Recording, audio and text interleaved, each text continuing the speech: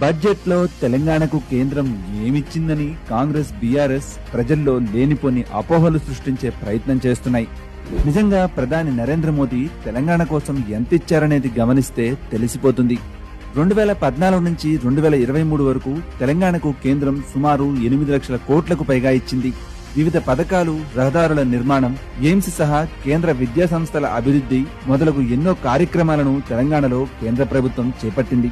గ్రామీణులకు ఉపాధి కల్పించడానికి మహాత్మాగాంధీ జాతీయ గ్రామీణ ఉపాధి పథకం ద్వారా 32,414 కోట్లు, రైతుల సంక్షేమం కోసం వ్యవసాయ రంగ ఆధునీకరణ మరియు అభివృద్ధి కోసం 1345 కోట్లు మరియు కిసాన్ సమ్మాన్ నిధి ద్వారా 10,086 కోట్లు, రైతుల నుండి ధాన్యం సేకరించడానికి 1,86,640 కోట్లు, ఎరువుల సబ్సిడీ 46,000 కోట్లు, రామగుండం ఎరువుల కర్మాగారం పునరుద్ధరణ కోసం 6,338 కోట్లు, పన్నుల్లో